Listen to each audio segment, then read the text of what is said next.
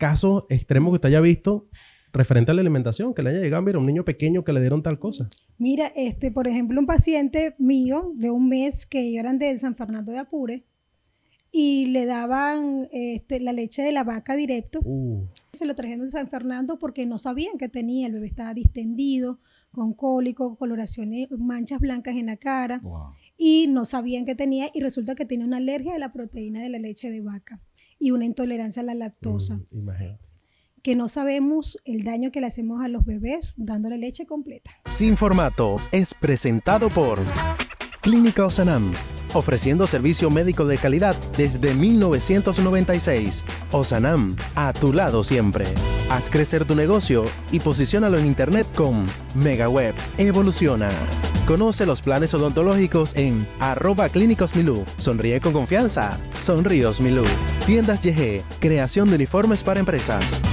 Gráfica Fénix. Somos impresión digital e impresos comerciales autorizados por el CENIAT.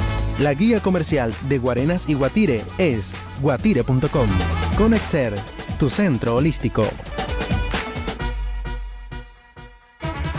Hola, ¿qué tal amigos? Un gusto saludarles. Esto es Sin Formato, el podcast, como siempre, donde hablaremos de todo y de nada, y en especial en compañía de mis buenos amigos Cris Salazar 04 y Josué Utrera Web. Véanlos bien.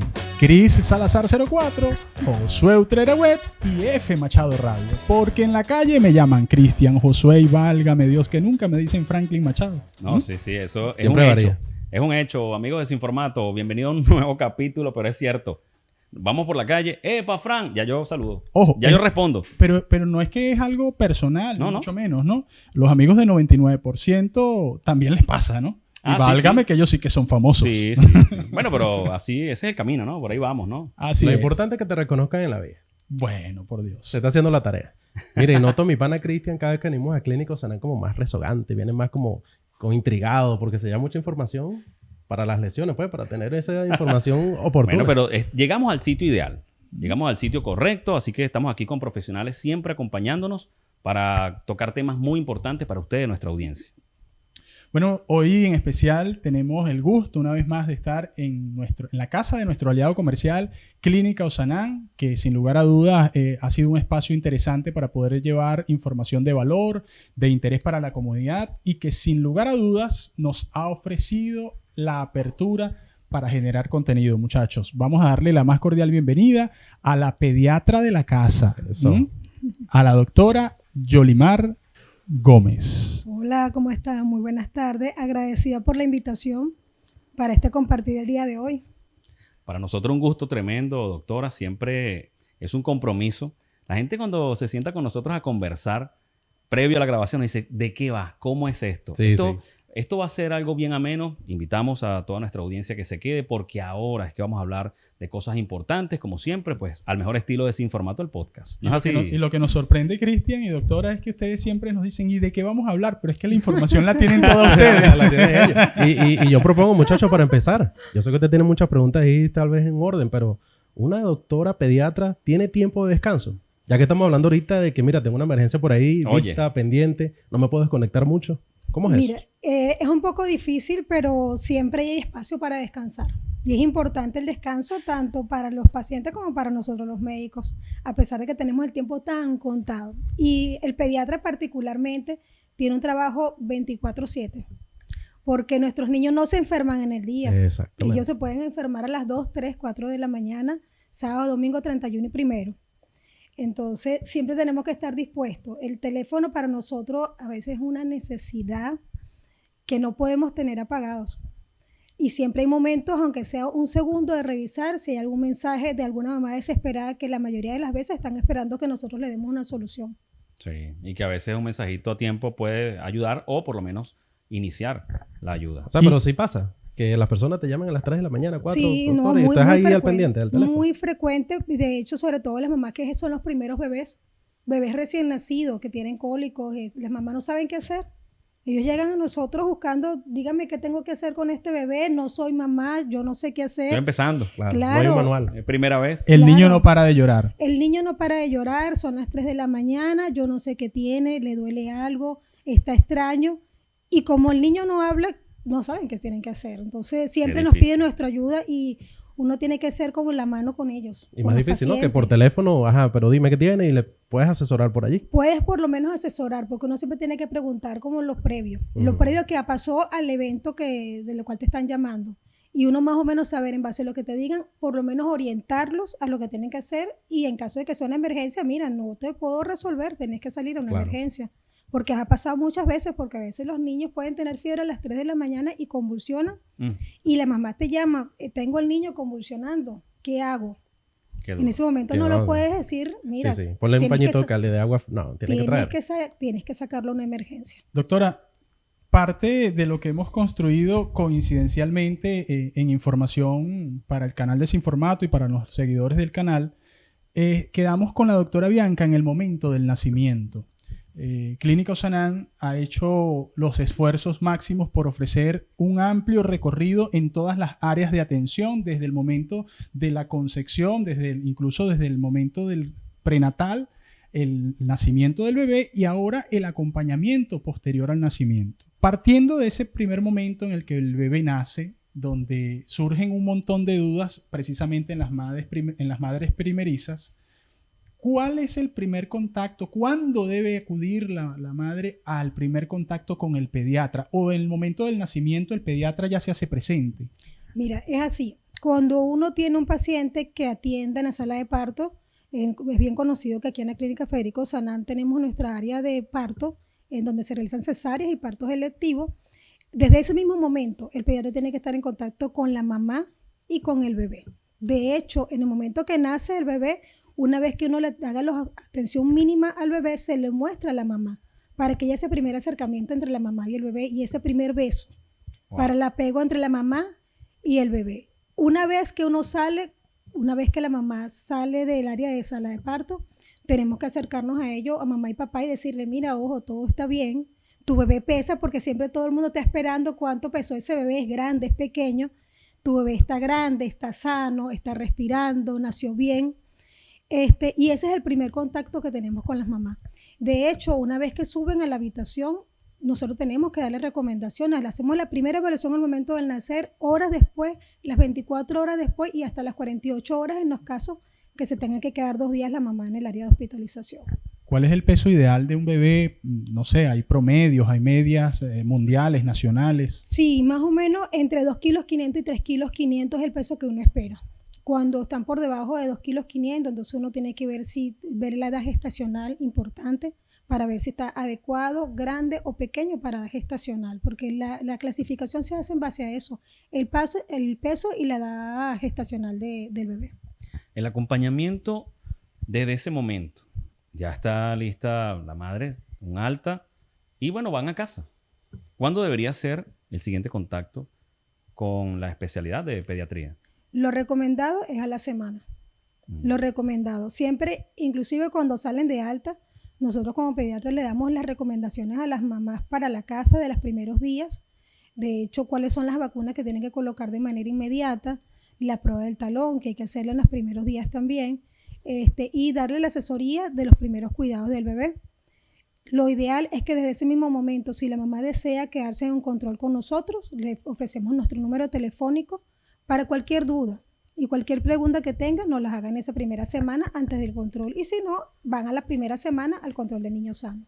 Yo voy a hacer una pregunta, porque suele uno escuchar a veces cierta información y la da validada como que uno la sabe. ¿Tú sabes lo que es la prueba del talón? No sé la que es la prueba. La he del talón. escuchado, pero La has hasta ahí. escuchado. Y uno sí, la prueba sí, del sí. talón. Es Y- necesaria así- hacerla. Y pero hasta ahí. afirmamos. Ojo, yo estoy seguro que a tus 2 hijos se le hicieron. Y Seguramente. tú ni te enteraste. Doctora, por favor. ¿Para qué? Nosotros, para no comprometer a la audiencia y no vayan a decir, no, yo sí sé. Cuéntenos qué es la prueba del talón. Mira, eso es una prueba que se toma una gotica de sangre del talón y es para descarte de algunas enfermedades metabólicas del bebé. Son como enfermedades que se pueden tratar y prevenir a tiempo. Por ejemplo, el hipotiroidismo, que la Wow. gente dice, mira, podemos tener hipotiroidismo en un niño pequeño. Sí, es muy frecuente. Y con una gotica de sangre tú puedes determinarlo. Lo ideal es hacerlo inmediato en los días, por lo menos después del 5.º día del nacimiento y los 15 días, como un lapso de tiempo. A veces toca hacerlo posterior porque los padres no lo han podido realizar y se tiene que tomar de la vena Ya es un poquito Eso más te iba a preguntar, engorroso. ¿por qué del talón se toma la muestra? Porque es una cantidad muy pequeña que se necesita, Ok. como una gota. Entonces se puede tomar sin ningún problema. Hay otras pruebas que se hacen en el momento del nacimiento, inclusive si no hay ningún antecedente de infección, que tú lo puedes tomar el cordón umbilical. Una vez que tú cortas el cordón umbilical, tomas una Ok. muestra del cordón umbilical y ahí puedes saber cómo nació el bebé, ver la hematología, ver parámetros de infección, ver la parte metabólica, el calcio, el magnesio, que son tan importantes para el momento del recién nacido. Suele suceder que aplican el examen y te dicen, bueno, si todo está normal, no te preocupes. Si en el examen sale algo alterado, es que te llamamos. Exacto. ¿Ese es el procedimiento? Cuando se realiza en la parte de sanidad es así. No te lo dan en físico, ellos se llevan la muestra y te dicen, si hay algo alterado, te llamamos. Si todo está normal, no te llamamos. Pero cuando lo haces a nivel privado, sí tienes que ir a buscar tu resultado y eso lo anexa uno a la historia clínica del paciente. A veces es importante que uno tenga esa prueba porque eso nos permite a nosotros como pediatras evaluar lo que es el crecimiento del bebé y ver si hay algún trastorno asociado a eso. Ok. En el Centro Médico Federico Sanam, bueno, conversando con ustedes, los profesionales, los galenos, con el equipo de trabajo, bueno, Franklin hablaba de que todos los servicios, en caso de que se requieran, pues están disponibles. ¿Qué pasa si algo no está bien después del nacimiento de uno de estos bebés? ¿Con qué cuenta? Mira, nosotros contamos con un servicio de neonatología. Tenemos un equipo especializado en el área de neonatología que son los especialistas en atender los recién nacidos. De manera habitual, todos los pediatras podemos atender partos y cesárea. Si no hay ninguna complicación, si el embarazo está a término, si no hay ningún tipo de infección, se puede atender sin ningún problema. Pero pasa los casos del recién nacido pretérmino o alguna cesárea de emergencia por alguna complicación en el último trimestre. Entonces, nosotros contamos con un equipo especializado de neonatología y una unidad de cuidados intensivos neonatales en donde están 2 pediatras muy reconocidas de la clínica que son especialistas en esa área. Y en esos casos nosotros pedimos la ayuda cuando nos toca pediatría de decir, mira, necesitamos servicio de neonatología para atender a este paciente que está complicado. Qué bueno tener eso y cerca, ¿no? Sí, sí. Mira, muchachos, otro tema súper importante, pues yo veo que te llevan ahí como una cronología, el chamo ya nace, se hacen sí. las pruebas especiales, llega a la casa. Doctora, la alimentación de los niños. Importante Para que siempre, salgan fuertecitos. para que salgan robustos. ¿Cómo está ese tema ahí? El amamantar a los muchachos, la edad promedio o la edad recomendada. ¿Y qué tipo de alimentación se le puede dar a los chamos de 0 a 6 meses y qué no? Mira, si comenzamos desde el día 1, tiene que ser leche materna. Es lo recomendado. Cada paciente es diferente. Muchas mamás, inclusive cada mamá es diferente. Hay mamás que no pueden dar lactancia materna por alguna condición en particular, pero lo ideal es uno recomendar la leche materna. Cuando uno decide hacer la alimentación complementaria, porque ya no se habla de ablactación, sino alimentación complementaria. Eso depende del desarrollo neurológico del bebé, ¿ok? Pero habitualmente eso debe ser por encima de los 4 meses y medio. Antes se hablaba de 6 meses para comenzar, ahora se habla de 4 meses y medio, 5 meses para iniciar la alimentación complementaria. Es importante que siempre sea guiados por un pediatra, porque la alimentación de un bebé no es lo que no se nos ocurra ni en el orden que queramos nosotros. No lo que haga es que mi abuela me daba a mí antes tal cosa y yo le doy al chamo ahorita. Por supuesto. Pero habla... Escuchaba yo hace un par de días. ¿Y cuando la abuelita le va a dar sopa? Tiene 2 meses. Ay, Dios santo. O las sí, carotas de la abuela. Imagínate. Sí. Ajá, pero habla de alimentación complementaria. ¿Qué La alimentación complementaria, habitualmente si el bebé ya no tiene ningún reflejo donde ellos tienden a expulsar la comida de la boca, se inicia ponte 4 meses y medio, 5 meses. Uno tiene que comenzar con verduras, ¿ok? Importante. Verduras y verduras trituradas. No podemos utilizar verduras licuadas. Iniciamos siempre con verduras amarillas para probar tolerancia. Nosotros comenzamos con un periodo de lo que es entrenamiento del bebé. Porque inicialmente pensamos que tenemos que darle una taza de sopa o un tetero con crema de auyama licuado. Ajá. Y que el niño se tome todo el tetero. No, la alimentación complementaria es un entrenamiento que hay que tener paciencia, donde el bebé debe consumir los alimentos triturados, él debe estar sentado. Es importantísimo lo que es la silla de comer, lo que es la mesa familiar de alimentación, porque ellos aprenden por repetición. No podemos pretender que el niño aprenda tomándose la sopa de un tetero como si fuera un biberón, como si fuera un tetero. Okay. Entonces, los alimentos deben ser triturados. Habitualmente nosotros comenzamos con verduras amarillas, vemos las tolerancias, iniciamos con 1 o 2 alimentos al día, Vamos a ir probando verduras por verdura. Cada alimento se debe probar por separado. No podemos probar 2 alimentos nuevos al mismo tiempo porque no podemos saber si hay alguna alergia o alguna intolerancia. Después que uno prueba las verduras amarillas, después pasa algunas verduras blancas, iniciamos algunas frutas, por ejemplo la lechosa, la pera, la manzana en los bebés pequeños. Pero lo más importante es tener la paciencia para darle alimento a ese bebé. No podemos utilizar distractores, teléfono, televisión, un juguete. Y O sea, no es el chamo viendo televisión comiendo, es sentado en la silla a comer. No, y tampoco es el chamo que está más grande y corre la abuela por toda la casa con una cucharilla Que lo detrás vio. del niño. O los nenes que están en una ducha comiendo de un plato porque solamente sentado en la ducha comen. Y da risa, mientras la escuchaba, doctora, qué importante es entender y que eso quede allí amalgamado para el resto de la vida, que la mejor forma de educar a su hijo es con el ejemplo, porque Sí, no es solo, sí, no es solo la alimentación, es el resto de las cosas en la vida. Ojalá sea usted el mejor ejemplo, más que decirlo, hacerlo, ¿no? Claro. Parece una tontería, pero es que hasta allí es una muy buena oportunidad para formar, para educar. Estoy viendo a Josué. No, que- porque me vino un recuerdo esta mañana. Quiero que lo comparta. Algo que hizo. Yo con esas anécdotas mías. No vale, con lo que dice del Da ejemplo, miedo. es verdad. Los chamos míos casi que pasan todo el día con el teléfono en la mano. Venía Pero yo- están grandes, están grandes. Sí, sí, pero venía yo saliendo del baño y el chamo está en la sala y se levanta. Yo, ¿y tú qué tienes?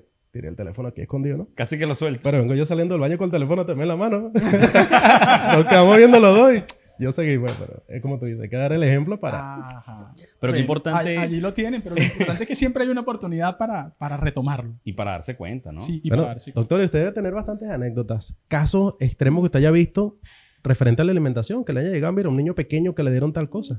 Mira, por ejemplo, un paciente mío de un mes que ellos eran de San Fernando de Apure y le daban la leche de la vaca directo, la hervían y le colocaban algo llamado fregosa.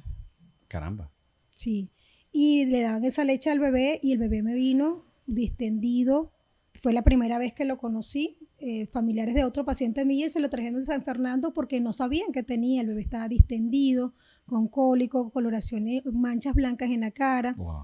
Y no sabían que tenía y resulta que tenía una alergia a la proteína de la leche de vaca y una intolerancia a la lactosa. Imagínate. Fue un bebé que nos costó un poquito recuperar porque tiene todo el colon inflamado y de verdad que no sabemos el daño que le hacemos a los bebés dándole leche completa. Es por eso Y más que... de vaca directo. Sí, Pero sí. tenemos que Sin tener a la pasteurizar mano ni nada.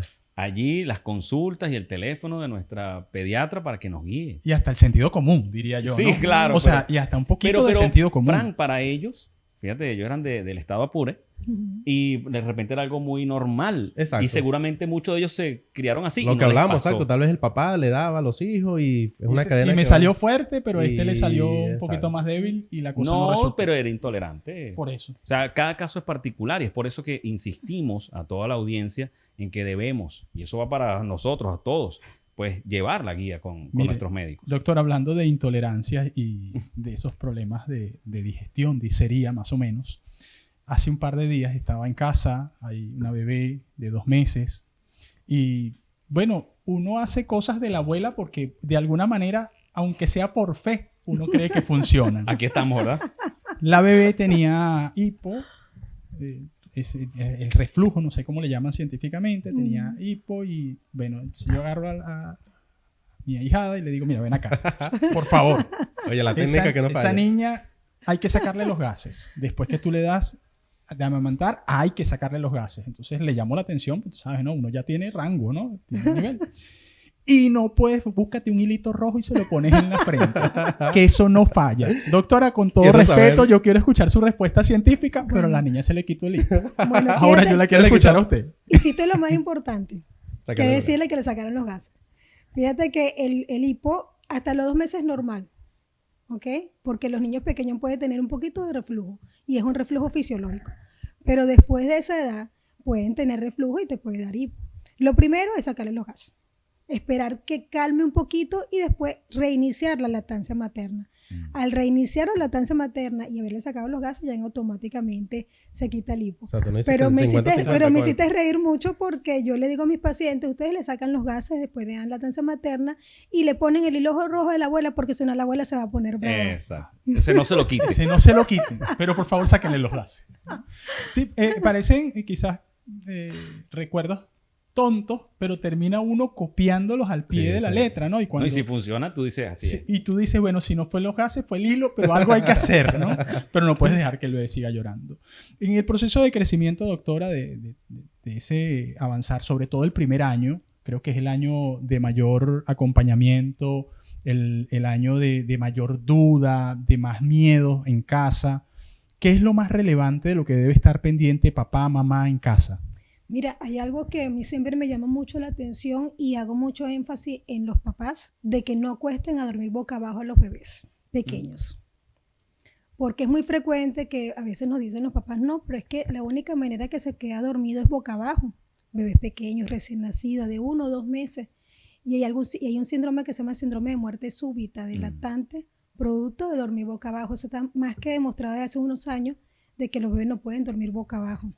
De hecho, tienen que estar por lo menos inclinados y dormir boca arriba. Que a veces las personas decían, mira, dormir boca arriba más bien puede ahogarse y es al contrario. No pueden dormir boca abajo bajo ningún concepto hasta que el niño esté grande. O sea, la mejor postura sería boca arriba. Sí, de hecho hay muchas guarderías que se han escuchado muchos casos en Venezuela en donde los niños han muerto después de haberse comido una sopa. Wow. Y dice, mira, murió y le dieron de comer y lo acostaron a dormir, pero muchas veces porque lo cuestan a dormir boca abajo y lo cuestan de inmediato. Pensé que era al contrario. Sí, y sí, justamente sí, yo también.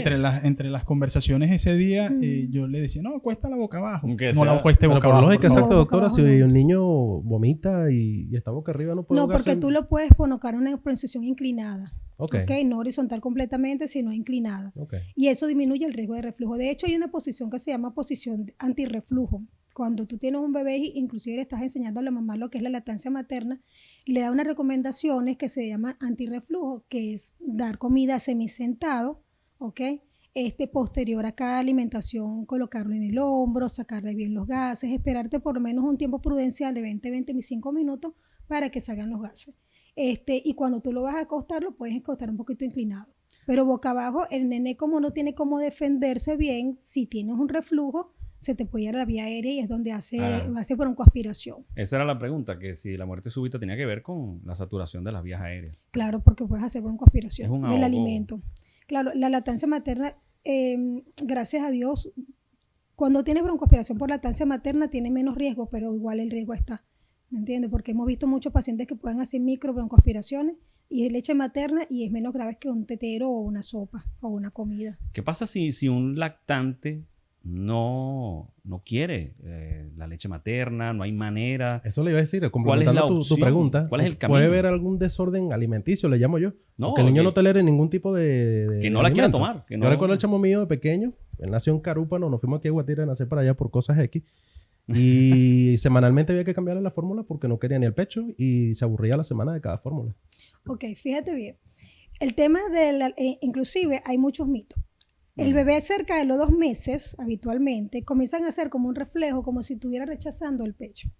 Y es muy frecuente. Entonces, a veces las mamás es que no quiere agarrar el pecho. Entonces, pongamos en el caso de que digan no quiere, porque mi mamá dice, yo le digo, tienes que intentarlo, hablarle, ponerte un ambiente cálido, con una música suave, que también porque dar lactancia materna no es fácil, es complejo. Para las mamás, yo que soy mamá, sé que es así. Y uno tiene que tener toda la disposición, tener una buena alimentación, un ambiente agradable para uno sentarse, porque a veces tú puedes durar 1 hora o 2 horas sentada dando lactancia materna. Entonces, ¿qué pasa? Cuando tú sospechas de que el bebé no está agarrando bien el pecho, tú puedes probar alguna fórmula, pero las fórmulas tienes que tener cuidado porque no puedes utilizar cualquier fórmula. Tú tienes que manejar una fórmula en base a los antecedentes del paciente, porque si resulta que la mamá fue asmática y el papá fue asmático, o el papá que me dice, yo tomo un café con leche y me manda al baño, entonces ya tú tienes que comenzar a ver por antecedente que ese papá puede ser intolerante a la lactosa. Entonces, cuando tú vas a aplicar una fórmula en el bebé, tienes que colocar una fórmula que sea hipoalergénica o una fórmula sin lactosa en base a antecedentes. Es decir, que no todos los bebés se van a manejar con la fórmula primera que consigamos en Farmatodo. Por eso que la orientación de nosotros es importante en base a los antecedentes cuando nos toca, porque nos ha tocado muchas veces, indicar alguna fórmula, indicar la fórmula más adecuada según el caso, porque no todos los niños son iguales. Y que tenemos además la virtud, ¿no? De que la tecnología ha avanzado. Yo recuerdo de pequeño S26 y NAN 1 era lo que había. Ahora hay una cantidad de... Cuidado con la tecnología, porque lo primero que hacemos nosotros es ir a Google y ver, ay, qué fórmula es mejor para mi chamo. Ahí te puedo recomendar cualquier cosa, bueno, como claro, esa doctora también. Hay que Otro estar punto muy bien importantísimo. asesorado. Doctora Yolimar Gómez, pediatra de acá del Centro Médico Federico Ozanam. ¿Qué es lo más difícil de ser pediatra? ¿Qué ha sido lo más complejo del ejercicio de esta profesión? La muerte de un paciente. Eso es algo muy complejo. No solamente desde el punto de vista profesional, porque muchas veces se nos va de las manos, porque no podemos hacer nada, sino porque nos toca esa fibra de ser humano. Y en mi caso, que soy mamá, yo sé lo importante que es un hijo. Yo creo que el éxito de lo que puede ser esta profesión tiene que ver con la sensibilidad humana. Entender lo que siente esa mamá. A veces las mamás llegan desesperadas porque tiene fiebre, entonces de repente la gente dice, sí, es exagerada, tiene fiebre nada más y mira cómo está. Pero es su hijo. Los que tenemos hijos no sabemos. Lo importante es que para nosotros es un hijo.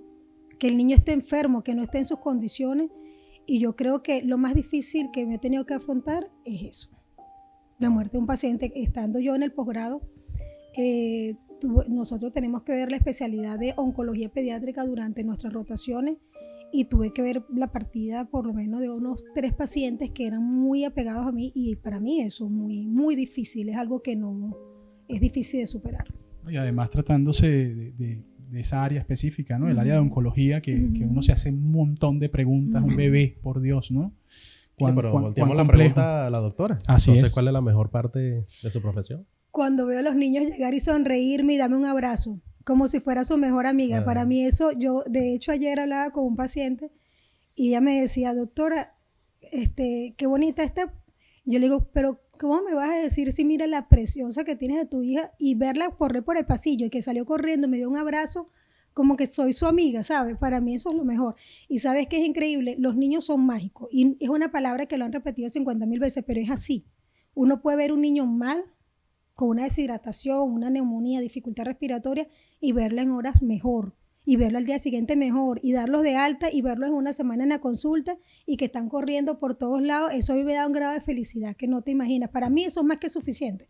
Verlos ya sanos, corriendo, jugando, tumbándome el consultorio, no me importa. Eso es de verdad demasiado gratificante. Esa cercanía precisamente que se genera en la consulta, que además yo en lo personal lo viví como un proceso de educación, ¿no? Porque uno se va familiarizando. El que más miedo tiene es el padre y de alguna manera eso uno se lo transmite al bebé, varón o hembra, y en consecuencia le hace más difícil el trabajo al pediatra, ¿no? Yo recuerdo el pediatra que me atendía, que me decía, tú siéntate, mientras yo le llevaba a la bebé, me decía, tú siéntate que yo me hago cargo. Mientras yo estaba al lado, la niña pataleaba, brincaba, sí, pero cuando estaba solo, ella se reía. Suele pasar. Es así, porque es que los bebés saben, y saben demasiado. Ayer, pues casualmente, un paciente también en el consultorio, corría por todos lados y se cayó hasta de la camilla, pero en el momento que le dije a la mamá, quédate tranquila, no te estreses, déjalo tranquilo, porque mientras más lo ves, más hace cosas para llamar la atención. Después él se sentó en mis piernas y ahí se quedó coloreando un buen rato. Entonces, muchas veces los papás están muy aprensivos porque quieren que todo funcione perfecto. Que el niño, y yo les digo a veces, estar sentado en una consulta 40 minutos, 45 minutos nosotros hablando, el muchacho se tiene que volver loco, tiene que tumbar medio consultorio por lo mínimo, porque es tener un niño pequeño encerrado en un espacio y nosotros hablando cosas de adultos. Por eso que en las consultas de pediatría es necesario tener el juguete al lado, claro, que los mantenga distraídos. ¿No le ha pasado, doctora, que, bueno, ya, por ejemplo, hay 2 preguntas en una allí, ¿no? ¿Hasta qué edad se considera que debe un pediatra atender a un niño? Y que luego de esa edad los niños quieran seguir viéndose con usted, aunque ya no tenga edad de pediatría. Siempre pasa. Nosotros lo vemos hasta los 17. Ah, mira. Ah, pero Hasta los bastante, 17 casi mayor de edad. sí, 17, a veces hasta los 11 meses y por ahí yo tengo varios pacientes Se niega. que ¿Qué ya secuela? tienen 21 y hasta muchachos, ya ¿De son verdad? hombres ya. Y Mira, yo pensé que iba a doctora, decir, yo no quiero estar con sé, usted. 13 años. no, hasta los 17. Quieren Lo seguir. vemos- sí, porque es que en pediatría nosotros vemos después lo que es la etapa de la adolescencia.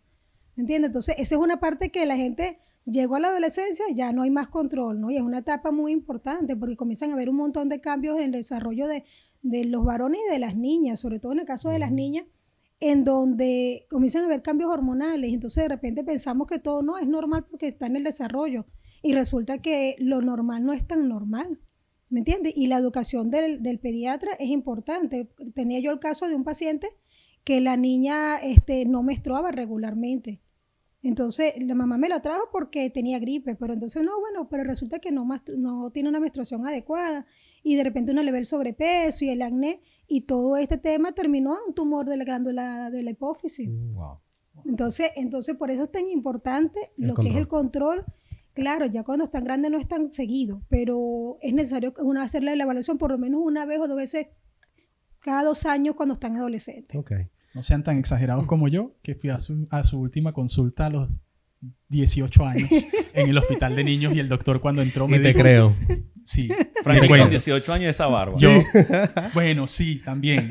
Y enflusado porque me escapé del trabajo, pedí permiso del Yo trabajo. eso me preguntó en este día. Es que si ya le- vengo, voy al pediatra. La edad del pediatra, y no, yo creo que hasta los 13 Ah, años. Él tiene sí. 13 años, tenía la duda de saber eso. Sí, Imagínate, no. 17 y 11 Fue meses. muy gracioso porque el doctor me dijo, ¿y el bebé? Soy yo, le dije. Y él me dijo, no, pero es que nosotros atendemos. Yo le digo, sí, pero es que yo vengo para que me den de alta. Y yo tenía la barba, ¿verdad? Mira, doctora, otro tema muy interesante. Mira, los chamos nacen, le hacen la prueba del talón, llegan a la casa, la mamá los amamanta y agarra su teléfono inteligente para que vea sus mejores comiquitas. Después viene que los chamos no pueden dormir. ¿Cómo crear hábitos de sueño para los chamos? Mira, en niños recién nacidos en los primeros meses es un poquito complejo porque ellos vienen con un ritmo invertido. Ellos más bien en el día duermen muchas horas y en la noche están muchas horas despiertos. Pero eso es algo de todos los días, de crear un hábito. A medida que va pasando los primeros meses, ya por ejemplo en la noche a veces las mamás pretenden que el niño duerma toda la noche, pero resulta que están todos limpiando la casa, viendo televisión, son las 2 de la mañana y todo el mundo está dando vueltas por la casa. Si no hacemos hábito en la casa, el niño no va a dormir de manera adecuada. Hay muchos trastornos del sueño ahorita, en niños grandes inclusive, porque todo el mundo se acuesta a dormir a las 12 de la noche, a la 1 de la mañana y pretendemos que ese niño que está jugando se acuesta a dormir mientras que nosotros seguimos haciendo las cosas. Entonces todo es hábito. En los niños la alimentación es un hábito, el sueño también con hábito, inclusive cuando viene la parte escolar y preescolar, lo que es el aprendizaje también tiene que ver con hábitos de estudio. Claro, más complicado. Doctora, ¿qué hacer cuando hay fiebre? ¿Y cuál es la temperatura? Porque hay quienes dicen, no, 37 es quebranto, 37 es fiebre, me dio 38. No, escucha la otra. Llegas al... Si tienes un termómetro digital, súmale 5 más, o si tienes uno normal, bueno, bájale. Ese es otro Imagínate. tema. La Ese es doctora otro nos tema. dirá. Y lo otro es llegar a la consulta y decir, ¿cuántos días tiene? No, tienes que esperar 3 días con la fiebre. O sea, ¿cómo se maneja ese proceso? Mira, fíjate bien. Primero la temperatura normal es hasta 37.5 si es a nivel axilar o oral. ¿Ok? Es 37, cierto, disculpa, 37.5 37.5. no tiene fiebre. Está normal. No tiene fiebre. Ok. Pero cuando tomas temperatura rectal en los bebés pequeños, puedes tener un poquito más, 37.7, 37.8 y es normal, hasta 37.9, 38 exacto, es normal en bebés que están recién nacidos y sin embargo tienes que estar pendiente y hacer curva de temperatura, porque a veces sentimos el bebé muy caliente y le tomamos la temperatura y tiene 37.6 y decimos, no, bueno, no tiene fiebre, pero en ese bebé que tú veas sospechoso, un bebé que tiene llanto descontrolado, un bebé que no se está alimentando de manera adecuada, un bebé que está decaído, tienes que hacer curva de temperatura y verificar si tiene fiebre o no. Es cierto que tienes que sumarle el 0,5 cuando tomas la temperatura axilar, ¿ok? Porque no te da la temperatura exacta. Y a veces también le ponemos el termómetro y si es un termómetro de mercurio se lo tomamos muy rápido, por lo menos hay que esperar por lo menos 3 a 5 minutos. Algunos termómetros digitales tienen la ventaja de que tienen una alarma, entonces suenan cuando ya marca la temperatura que es, pero hay que verificar. Siempre hay que verificar la temperatura y hacer su curva de temperatura. ¿Dónde sería la mejor zona para medir el...?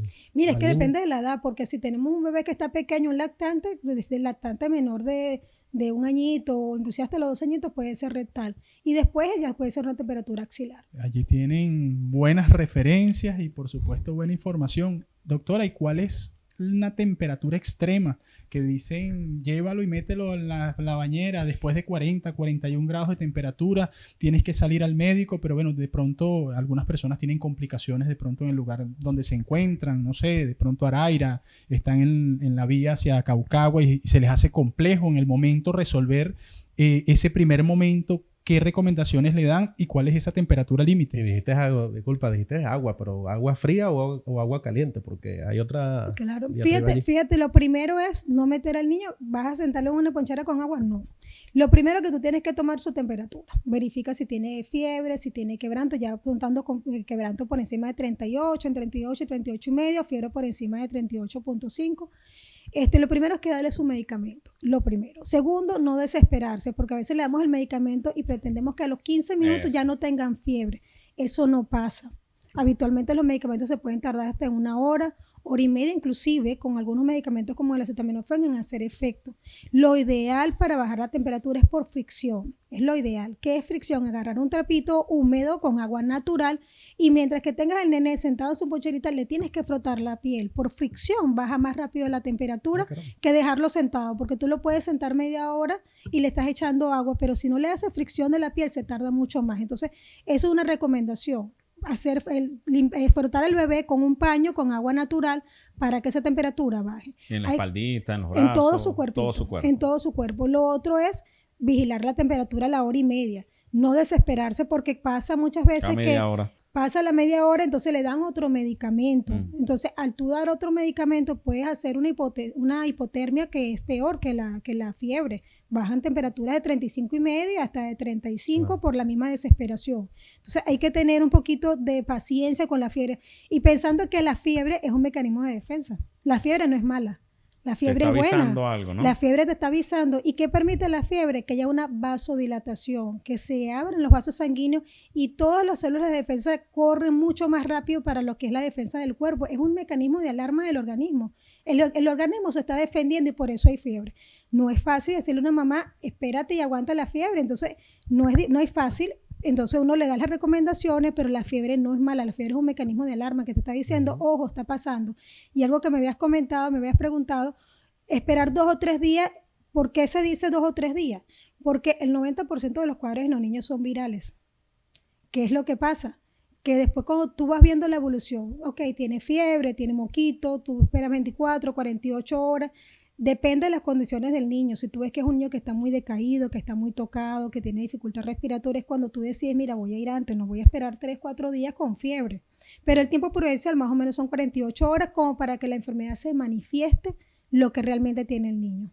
Y en el caso extremo de que el niño sí convulsione, ¿qué se hace? Es que el niño puede convulsionarte con 38, es más, el niño puede estar sano, completamente sano y de repente comenzó a convulsionar, que ha pasado muchas veces. Entonces de repente te dice, mira, no tenía fiebre y comenzó a convulsionar y te lo traen corriendo. Tú le tomas la temperatura y resulta que tiene fiebre en ese momento. Porque la convulsión febril se da muy frecuente en el ascenso de la temperatura. Okay. Tú puedes convulsionar con 38. No tienes que tener 40 ni 41 para convulsionar. Porque va subiendo. Porque está subiendo. Entonces, ese aumento de la temperatura de repente abrupto es lo que te puede desencadenar si hay antecedentes a que haga una convulsión febril. No necesariamente con una temperatura de 40. Entonces, a veces la preocupación de las mamás es que si llega a 40 va a convulsionar. Es que te puede convulsionar con 38. Mucha gente no se da cuenta que tiene fiebre hasta que llega la emergencia, le tomamos la temperatura 39, porque la temperatura siguió subiendo. ¿Ok? Exacto. Doctora, ¿egresada de la universidad? Yo soy de la Universidad Central de Venezuela, Usavista. La casa que vence las sombras. De la escuela Luis Racetti, me gradué en el año 2002. Y soy egresada de posgrado del Hospital Domingo Luciani, egresada del año 2006. La doctora estaba graduándose y mi hija estaba naciendo. Vaya. Doctora, ¿por qué pediatría? Mira, cuando estaba yo en la universidad me gustaba mucho cardiología, pero cuando comencé a tener contacto real con los pacientes, porque nosotros en la carrera tenemos mucho la parte teórica, pero el contacto en el rural es tan importante porque es cuando ahí uno se termina de definir qué es lo que uno quiere. Y en el rural para mí fue definitivo mi empatía con los niños. Era una necesidad de atender a los niños y eso se hizo más fuerte cada vez que veía pacientes porque la parte teórica es algo y cuando uno va a la práctica es otra. Entonces, de verdad que mi pasión por pediatría después que comencé a ejercer la medicina fue definitivo, entonces permitió que hiciera la especialidad. Importante, ¿no? La experiencia, la vocación, darse cuenta cuál es el camino que como ya médico graduado o a punto de graduarse, decir, bueno, mi posgrado va a ser en esta área para, no digo potenciar, sacarle el máximo a esa gran vocación que yo siempre aplaudo de todos los galenos, que es muy importante, porque por ahí leemos constantemente en redes sociales que todo el mundo quiere ser influencer, todo el mundo quiere ser otro tipo de profesiones, por llamarle, entonces nos podemos quedar sin médicos. Así que nosotros pues aplaudimos y agradecemos su vocación de atención y siempre estar pendiente pues, de la salud de todos nosotros. Y por cierto, hablando de vocación, eso, y con mucho respeto, doctora, ¿cómo se vive en la familia? Porque nos acaba de decir, es mamá. ¿Cómo le toca lidiar con esa vocación, que es esa pasión por el servicio, un servicio además tan comprometedor, ya lo hemos hablado, pero bueno, también tiene en casa a la familia, que de seguro tienes que dejar a 3 de la mañana, el 31 de diciembre, el 1 de enero, con las hallacas listas y ya vengo, tengo una emergencia, ahora mismo estamos terminando de grabar y tienes que salir a atender una emergencia. Sí, no es nada fácil, sobre todo los hijos siempre exigen algo de espacio y te dicen yo quiero estar contigo, pero a veces me ha tocado, vámonos, acompáñame porque vamos a ver pacientes y nos toca. Muchas veces he tenido a mi hijo que acudir conmigo a la clínica, lo dejo en un área que esté protegido, por supuesto, de las enfermedades y le digo, bueno, nada, es tanto que ahora me dice, bueno, yo quiero ser médico. Eso iba a decir, el reforzamiento del vínculo, ¿no? Más allá del consanguíneo. Amor, tenemos ¿es un varón o una niña? Es un varón. Un varón, bueno, un futuro médico, Dios mediante, pues. Doctora, ¿y es tan buen paciente como médico? Porque usted le toca llevar al niño al paciente, al pediatra. Claro. Y sabes que esto es importante, que nosotros los médicos tenemos que tener otros médicos como médicos de cabecera. No podemos ser nosotros mismos, porque podemos cometer errores por la subjetividad. ¿Okay? Siempre pensamos que nuestros hijos son los más superdotados, los más inteligentes, y podemos pasar por alto algunas cosas importantes porque están involucrados otros sentimientos. Sí, ciertamente yo como paciente respeto mucho al médico con que estoy. De hecho, uno tiene que tener empatía con ese médico. Sí, con los pediatras tenemos que tener empatía. Las mamás no pueden ir con cualquier pediatra por ir, mira que este es el mejor, sino con esa persona que te escucha, que te apoya, que te entiende, que te orienta y que te resuelve las situaciones. Eso es importantísimo, la confianza, porque aquí en pediatría es un vínculo. Uno hace un vínculo con toda la familia. O sea, sin querer es una relación afectiva. Es una relación afectiva. De hecho, uno conoce a toda la familia y mira cómo está tu esposo y la abuela cómo está y qué les pasó la otra vez y nos sabemos toda la historia. Y compartimos y sufrimos con ellos todas esas historias porque parte, inclusive, hemos tenido que vivir separaciones de pareja y nosotros como médicos le decimos, mira, tranquila, aquí estás, cuentas conmigo y si necesitas algo, aquí estoy para ayudarte y para apoyarte con los niños. La palmada en la espalda Sí. y termina siéndonos más que pediatra hasta psicóloga. Hasta ¿no? psicólogo. Sí, es así. De hecho, hace poco un papá se iba del país y me dijo, bueno, te dejo a mi esposa con mi hija, no me la vayas a dejar sola, porque ella está primeriza y está muy complicada. Wow. Doctora, ya casi para finalizar, ¿cierto? Para cerrar. Ya casi para cerrar. Ese es un previo. Para darle la oportunidad a ustedes.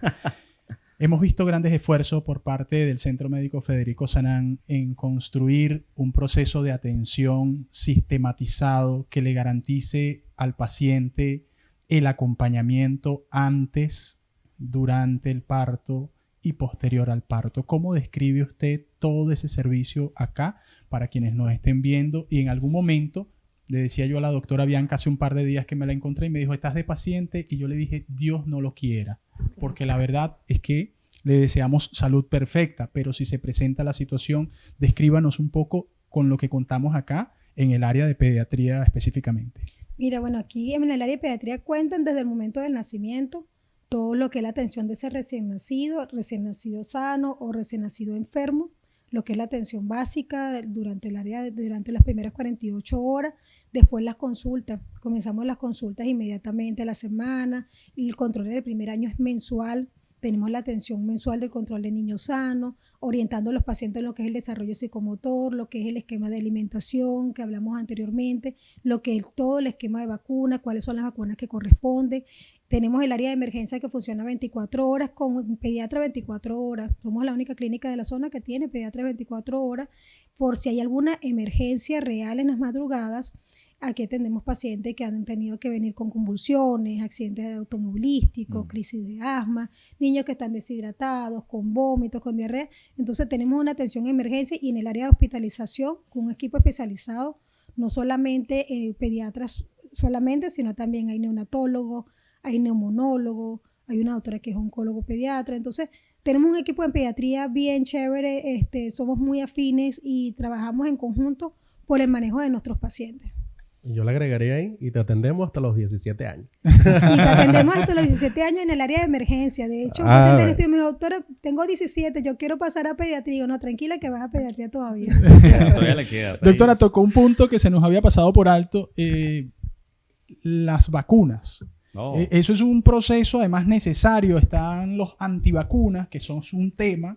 Y cuándo se inicia el proceso de vacunación, cuáles son las vacunas primarias que deben colocarse al nacimiento, y ¿nos puedes describir un poco ese proceso? Mira, en el nacimiento se colocan 2 vacunas, la BCG y la hepatitis B, que eso se coloca a nivel de sanidad, que es un control sanitario que tienen allí. Y a partir de los 2 meses tocan varias vacunas. De 2, 4 y 6 meses son bastantes vacunas. Se coloca la vacuna pentavalente con polio, se lo coloca la neumococo, se coloca la rotavirus, por lo menos los primeros 6 meses. Después uno coloca la antigripal cuando tiene como 8 meses. Al año ya se colocan otras vacunas diferentes, kit trivalente viral, fiebre amarilla, hepatitis A, varicela. A los 18 meses toca otra vez lo que son los refuerzos de las vacunas primarias, que es neumococo, pentavalente y polio. Y a los 2 años, bueno, a partir del año ya se puede colocar la meningococo. Los 2 primeros años es una locura en vacunas, pero son necesarias. Son necesarias definitivamente. ¿Por qué son necesarias, doctora? Porque previenen las enfermedades más importantes. Por ejemplo, nosotros tenemos muy frecuentemente en los colegios neumococo. En las guarderías hay mucho neumococo. La bacteria neumococo te puede dar desde una meningitis, neumonía, otitis, sinusitis. Entonces, por falta de vacuna, el niño se puede complicar. Como dije al inicio, el 90% de los cuadros de los niños son virales, pero resulta que puede comenzar como un cuadro viral, algún cuadro respiratorio, y dice, no, pero es una gripe simple. Pero como el niño no tiene una capacidad de toser y escupir de manera efectiva, el moco se va acumulando y eso se puede sobreinfectar. Y se sobreinfecta principalmente por neumococo. Y un neumococo te puede generar hasta la muerte inclusive si no es tratada de manera adecuada. Entonces, todas esas vacunas son importantes. Qué importante. Y la doctora me preguntaba que de qué íbamos a hablar hoy. Ahora es cuando. Muchachos. Teniendo ya la información. Ahora es cuando. Y si usted quiere ampliar la información, doctora, a sus redes sociales para que la persona... @doctora Yolimar Gómez. @doctora Yolimar Gómez. Y por supuesto pueden visitar Centro Médico Federico Sanán. ¿Qué días pasa consulta, doctora? Todos los miércoles. Trabajamos 24 horas. En mi caso, los miércoles en el área de emergencia consulta estoy disponible. Bueno, caramba. y tenemos que más adelante otra pauta con la doctora para seguir ampliando. Seguro que sí. Mucha más información. Estoy seguro que usted de aquí nos va a dejar en los comentarios todas sus dudas y que con mucho gusto la vamos a hacer llegar a la doctora y se las vamos a replicar nuevamente sin formato del podcast, donde siempre hablaremos de todo y de nada. Muchachos, nos despedimos. Bueno, para despedirnos yo quiero agradecerle su disposición y su vocación una vez más, importante para todos nosotros. Toda la audiencia seguramente concuerda en eso. Así que muchísimas gracias. Esperemos que no tengamos que estar en alguna situación de emergencia. En dado caso, Centro Médico Federico Sanán. Y para todos los bebés de la zona, pues aquí está una profesional de primera línea. Muchísimas gracias por la invitación. Y bueno, aquí en la Clínica Federico Sanán, a tu lado siempre, estamos a la orden en el área de emergencia pediátrica para que todos sus papás que tienen muchas dudas y mucha incertidumbre y emergencias acudan con nosotros confiadamente. Así es. Doctor, ¿y fue muy difícil explicarle a 3 caballeros que tal vez no tienen mucha idea o tuvo bien la entrevista? No, es que en la consulta siempre hay papás en la consulta, entonces... Son preguntones, ¿verdad? Y hay unos entusiastas que asumen más el papel. Bueno, pero ya él dijo que lo mandaban a sentar tranquilo.